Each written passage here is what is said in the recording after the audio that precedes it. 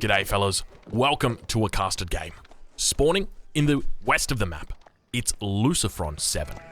He is playing the English, and he is the reason why we are watching this game. Currently, Lucifron 7 is 100% win rate, and we want to see exactly what it is he is up to. So we're going to make sure that we follow his scout around the map and see exactly where he goes, what he does, and try and break down a little bit exactly of what he's doing. Now, his opponent on this map, which is Mountain Pass, by the way, is the lovely Casper. We've seen him many times, many games, and he is going to be playing the English for us as well. So looking forward to seeing how these two players unfold. We're going to be watching Lucifron, though, because as mentioned earlier, he does have a 100% win rate, and that's pretty tough to do. At the moment, the highest win rate other than 100% that we are aware of is a player by the name of the Mister, who has got, at the moment, a 90% win rate in Age of Empires 4. So that is the highest outside Lucifron. So for anybody unfamiliar with Lucifron, my understanding is that he is a StarCraft 2 Pro, or an X-Pro, I'm not sure exactly. You know, StarCraft 2, the pro scene, it's a little bit ambiguous, I think is probably the best way to say it. And yes, so he is, I have been advised he is the brother of Vortex as well, and Vortex is quite a good StarCraft 2 player as well. My understanding is that both of those players are going to be looking at switching to Age of Empires 4. So very exciting to have all of this talent coming in. So one of the things to note is he has gone for a very nice scouting path up towards the north and then come back down. So one of the things I often talk about when it comes to scouting paths is that's the exact path you want to take. You are getting as much scouting information in as you can about the map. Take a look at just how much you can see right here. Really good job. Gets all those extra sheep in, and going to be doing a great job as he now heads down to the south. So very nice from him. Relatively good spawn as well. Double berry spawn. Always nice to have. Towards the center of the map, there are those two deer spawns, and deer spawns down here as well. So both players, if they're going to want to access their deer, they're going to have to be securing the center of the map. Sheep are in a little bit of a weird spot. There's 4 sheep all out here, hanging out. Neither player yet to spot them, but it looks like Casper's probably going to be the first one that's over here, definitely heading in this direction. Unlikely to be... Oh, no, he sees it.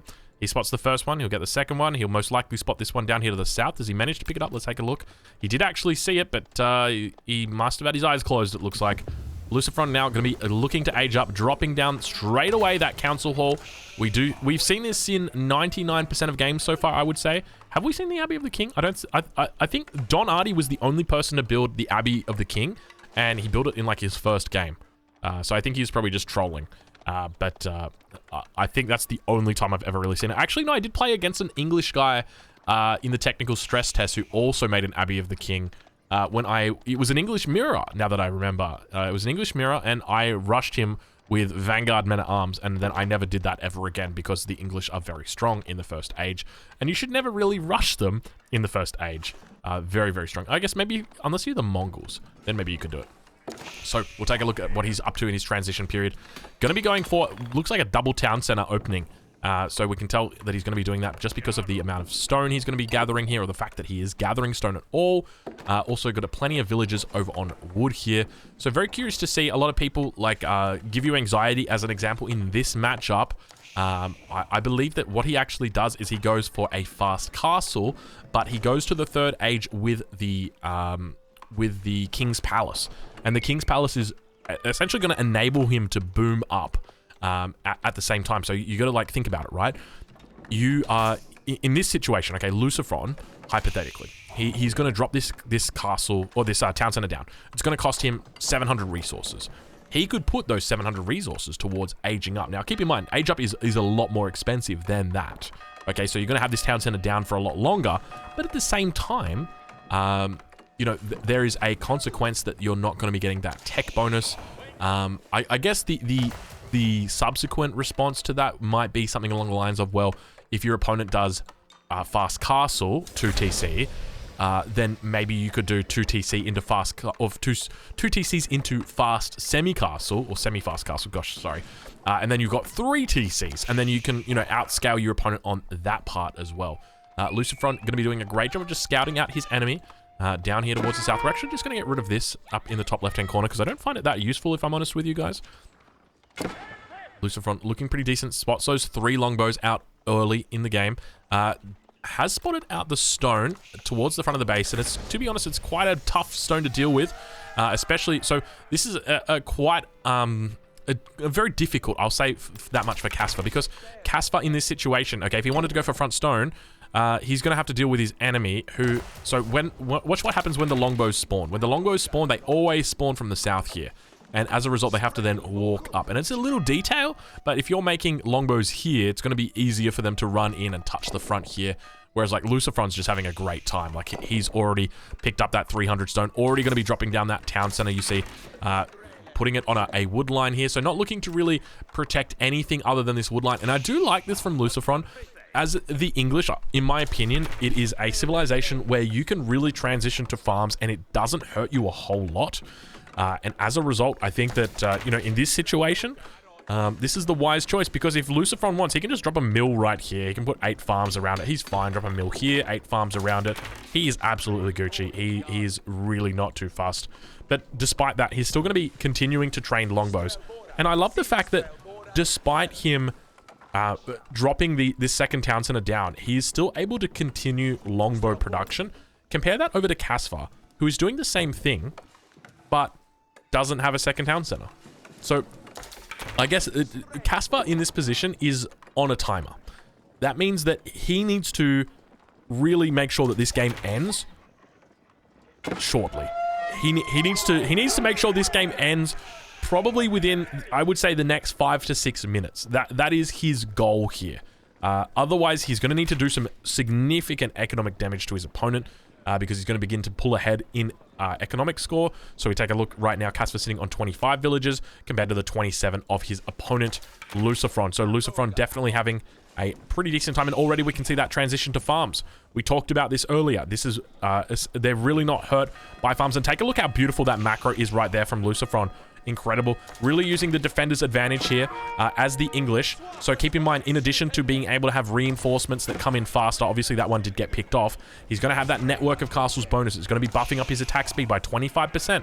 So if his enemy does want to push in, it's going to mean that he does, you know, have to fight against him like that.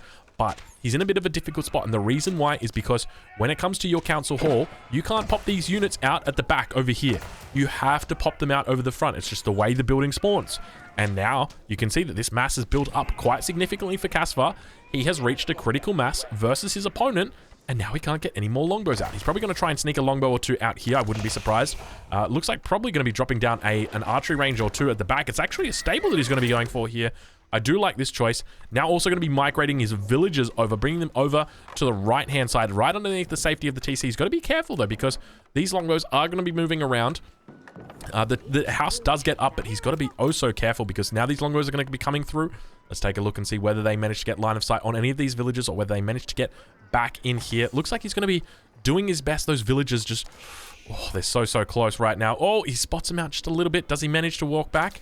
He does. He spots it. He spots it. He's moving in, looking to pick it off. Lucifron is more than aware, though, and going to be retreating those villagers back and just bringing them down here to the south. And you can see he's just very on the ball here, very cognizant of that presence of his enemy. Now, one of the things I do suspect we're going to be seeing out of Casper very shortly is a ram timing. Do we see? Yes, we do. There. Oh, no, it's actually +1 that he's coming in. I got really excited there. I'm like, he's going to do a ram timing. He's going to hit him. He's going to take him to the ranch. You guys know what's happening. Villager 1 going down. Villager 2 going to be going down. Both of those villagers going down. But keep in mind, Casper's going to need to do more damage than that. 32 villagers now. Compare that over to his opponent, 36. That lead continues to grow. If he wants to be able to keep up with his opponent, he's going to need to either drop that second town center or really do a lot of damage right here. Longbow's now continuing to push under. Going to be able to get another pick off. A lot of free picks right here. But now the horseman count beginning to build up. A second horseman going to be coming out very shortly. And Lucifron being very careful just with his gathering over here. You did see his he brought in a whole bunch of his villagers and was extra careful. But it's important to note. Oh, I just heard that might have been a misclick. I think that might have been a misclick. The paling's going down, and that could be bad. But at the same time, I think it's going to be fine. At this point, I would like to see Lucifron potentially drop down a a thingamabobby. A thingamabobby. You guys know what I'm talking about. A blacksmith. I'd love to see him drop down a blacksmith and then get +1 ranged armor himself, just for these horsemen to try and help them out, because he does have, his enemy does have the +1 attack. Lucifron managing to get inside his all-important outpost. But I guess now we start to wonder about the positioning of this mill, because this mill is positioned well to collect these berries, but is it positioned well to put these farms down? Now, these farms, obviously, they're half-price farms, 37, but still, I mean, these are villagers that are now idle. These villagers aren't out here doing that. He needs to be having these farms back a little bit further. I'd love to see him put a mill down right here next to his town center. Just make sure he gets that bonus. And you might be wondering, Drongo, why does he need to put a mill down next to his town center? Why can't he just put farms next to his town center like he's got right here? Well, the reason why is because the mill gives a nice big bonus to those farms. So we can see right there, it gives an increased gather rate of 20%. And hey, you want that. That's good. That is good. Numbers, good. No numbers equal bad. In addition to that, he's going to have that defender's advantage that's always so important to have in this English mirror. We'll take a look back at Casper's base. I'm curious to see whether he has opted to go for that second town center just yet. We do see villagers moving up to the north. They're going to be looking at taking this boar. He doesn't have his textiles upgrade just yet. Is he going to be getting it in? Doesn't look like he's going to be getting it in even before he goes for it. And they're going to be taking it out now. You actually see he's able to micro his boar pretty well, and micro his villagers pretty well, and doesn't actually lose his villager to the boar. So very nice spawn there for him. Keep in mind there is a boar up here to the north that Lucifron's also going to be able to take. But Casper definitely having a pretty decent time at the moment. But Lucifron also going to be continuing to build that villager lead. Keep in mind though, he's a little bit scared at the moment. This is really what we were talking about when it comes to the timing. I do expect that we are going to be seeing a ramp timing coming out here. He does appreciate. Let's take a look. There it is. Siege engineering coming in now. He does realize that his enemy has got significantly less units, and he needs to find a way to punish that, and ram is going to be the way to do it. We saw how quickly those horsemen were getting taken out. More volleys getting fired off, and just a significant mass now for Casper, up to 30 longbowmen compared to only 15 of his opponent, and really did a lot of damage there. It wasn't the fact that he was killing a lot of the longbows. It was the fact he was able to prevent the council hall from training up those extra longbows. So once again, if we could see him move just slightly over here, it means that he's going to be able to pick off any of those longbows as they're coming out, and it's going to mean that Lucifron is unable to train them. Sitting back here now, we also spot that blacksmith. Hopefully we do see that +1 iron undermesh coming in shortly. But now going to be pushing forward. You see just the first one going down, second one going to be going down, and they just get one shot. This is exactly the reason why horsemen are so difficult to deal, or longbowmen are so difficult to deal with. Gosh, sorry, a bit of a tongue twister right there. And over here, we just hear this farm burning the entire time. It really gets going, doesn't it? There's bells going off, there's a farm burning, like everything is just going ham right now in Lucifron's base. And now I suspect we may have a bit of a ram timing coming in. Any second now, I suspect we're going to be seeing those rams drop down. Is he doing it out of line of sight? No, he's just trickling in the longbows. Probably just going to be dropping them down. I suspect probably just dropping them down right there would be the best bet. But we'll see how he goes. So the question is, how do you deal with this?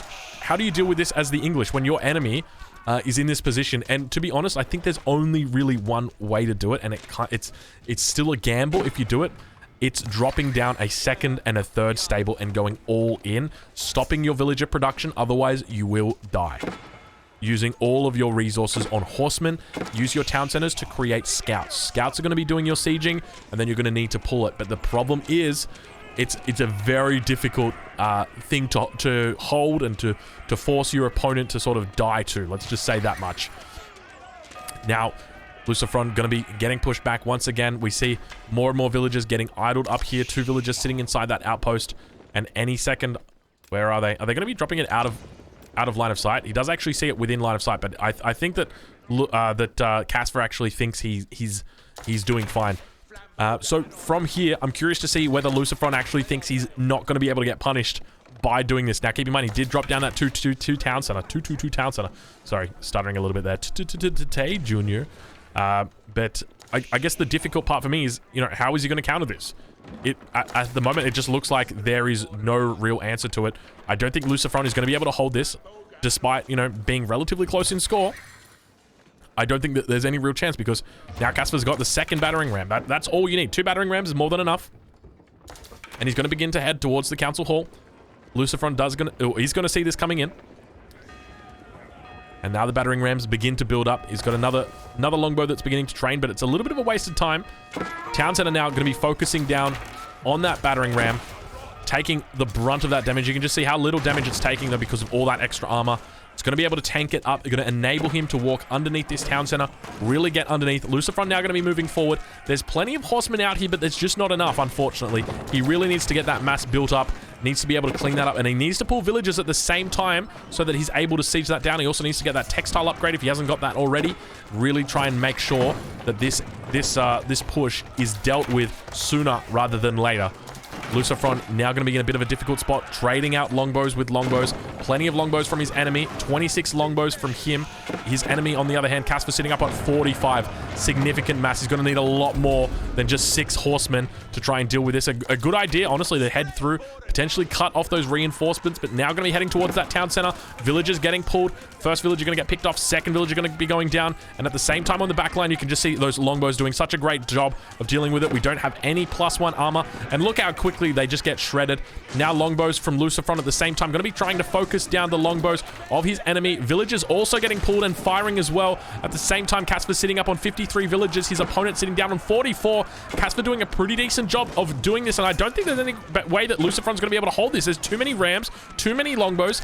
And despite having the higher economy, the greedier start, it looks like Lucifron's win streak is going to be coming to an end because I suspect Casper is going to be winning this game very shortly. I don't think there's anything that Lucifron's able to really do here. More villagers going to be going down, and even at this point, Casper is in a significant advantage because these villagers are going down. And sure, you survived the push if you kill all the battering rams, but you've lost all your villagers. Lucifron now down to 35 villagers. Going to continue putting villagers in the town center, but it really does absolute nothing. Battering rams doing a pretty decent job, taking an absolute beating, but as we mentioned, they are just taking, you know, plenty of hits. Still getting a pretty decent trade over here with the longbows, but focusing down these villagers. Going to be able to take down the second battering ram. A single battering ram now remains. No villagers in this town center at all for Lucifron. He realizes he's down to 30 villagers at this point. He's in a difficult spot, and he will know that his enemy is up in a significant advantage. Still got a battering ram that sits here. More, and the game gets called, ladies and gentlemen. Victory has gone over to Casper. The match has been completed.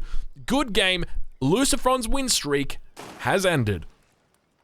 If you're watching this on YouTube, I hope that you've enjoyed this English mirror, this look at Lucifron and just how good he is. Because I tell you what, I was pretty impressed with that town center timing.